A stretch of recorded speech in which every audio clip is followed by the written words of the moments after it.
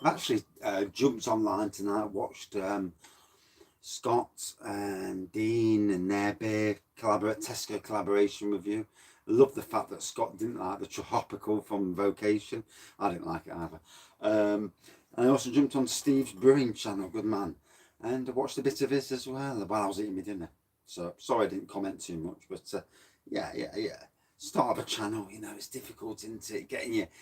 I mean, my early days compared to now are very different. I mean, I'm still nothing, you know, in the grand scheme of things. You bugger all, you know, you're just some bloke talking about beer. But hey ho, so tonight, this is what I call my quick review. So this is a purist review. It's called The Big Yin. It's by Glen Affric Brewery. It is a barrel aged whiskey barrel aged Scotch ale at 14.4%. Get in. And yeah, it's Sunday night. Dog's in the garden. He's got his. Oh, that's a bit lively. He's got his dinner left over from his son. Loads of garlic chicken and tatties, crispy potatoes. He's eating that. And perfect excuse to come out and do a quick review. Look at that, baby. So like the others, it looks a bit prune juice wine effect to me. So it's like a dark brown. You call a little white head. Oh, I smell that hint of whiskey on the nose. I bet he's had shit as well, dirty bleeder. He usually runs in when he's had a, I do apologise for those. Anybody eating dinner. But my dog is 14 years old. He's a Cocker Spaniel. I absolutely love him to bits, you know. His back legs are going. He's gone deaf, and but he's still a gorgeous dog.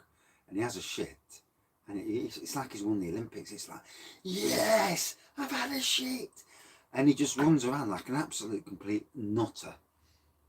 So yeah, 14.4% Raggy Avenue territory. Gotta be honest, you don't really get a lot on the nose. Whether it needs to be warmer, I don't know.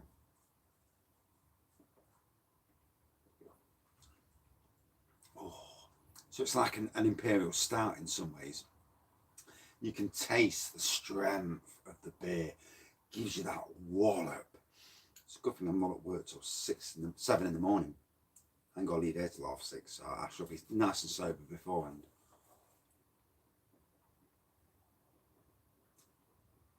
Oh. So I've been watching other beer reviewers tonight, and I'm going to put StreamYard on my phone. I'm also going to get the comments on the computer, laptop in front of me. And like I keep up with the comments when it's just me doing it, I want to do some collaboration reviews on my channel, but I also want to jump onto other people's channels, because I don't just think, I think share alike, you know, jumping on other channels is as good. Then they can worry about the comments and I don't have to. But yeah, I definitely think doing a bit of collaboration reviews and seeing what people get, and you know, joining with the rest of the community in that respect, you know, be interesting. And because I've got the laptop, I've got the setup in front of me, I can keep up with comments quite easily, and I do anyway. You know, when it's my own comments, when they're rattling through, I can keep up. So, and I do see on StreamYard that it is a big issue keeping up the comments. Yeah, big issue, please. Yeah, fuck off, I don't want one. Always outside Wilco's in Arnold. Big issue, please. No, sorry, no, got no cash. And I haven't. You know, you don't carry cash these days, do you, really? So a good twangy beer, the third of the beers. He's a nutter. From Low Cost that I got, and Matt Ellis, your star mate, lowcostbeer.com. As soon as I get off this bloody lockdown rubbish, I'm going down there. I'm taking my camera. I'm going to do a live video going into the shops and look at this. This is Low Cost Beer, aka Smiling Grape. It's been a revelation to me. I've always wanted to find a shop that sold short day, out of date bankrupt stock. You know, there's a lot of bankrupt stock about at the moment, and you know, never pour the beer away. You know, this is always an outlet. 15% charge on. Can't be long lacking.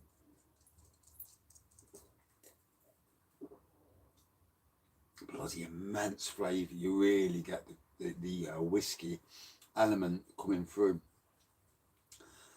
Barrel aged whiskey, Scotch ale. Oh God, is there an heaven?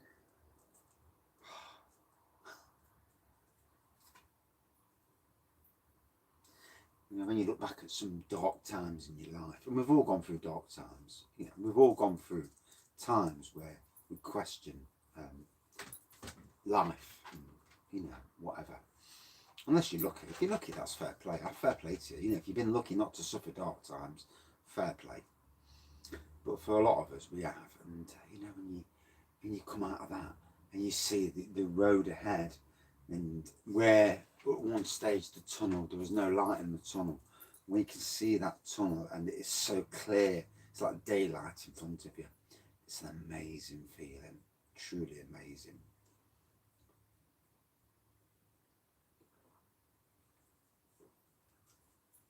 Bloody hell, the ABV in this just gives you the walloping. Taste wise, probably could have done with a bit of different flavour to it. If I'm being picky, and you know, I'm supposed to be a beer reviewer, so picky's the thing, isn't it? Although it's reviewing, but doing it in the right way.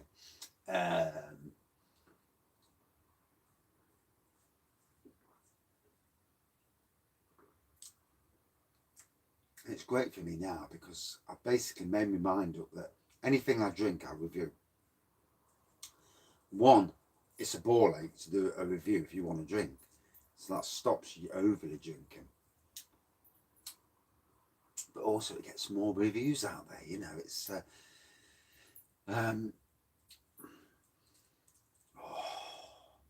bloody immense. Third beer from Glen Affric. I've loved each one. A 15.8%, 14.4 this one, and a 9.8%. Cracking beers. The strength. It ticks that raggy box, you know, the raggy Avenue box. But it's not always about strength, it's about aroma, it's about taste. It doesn't have to be the strongest beer in the world to have that. Banoffee pie from Vocation. I mean, they dropped a bollock with the tropical. I didn't really like it. And Scott from Scotland Wonder, he didn't like it either. I've got to be honest, you know, I'm on his side with that because I didn't really rate it. But we know they make awesome beers. You know, everyone drops a bollock every now and again. You know, that's life, isn't it? No one's perfect in life. If you are perfect, then get a different mirror because you're not.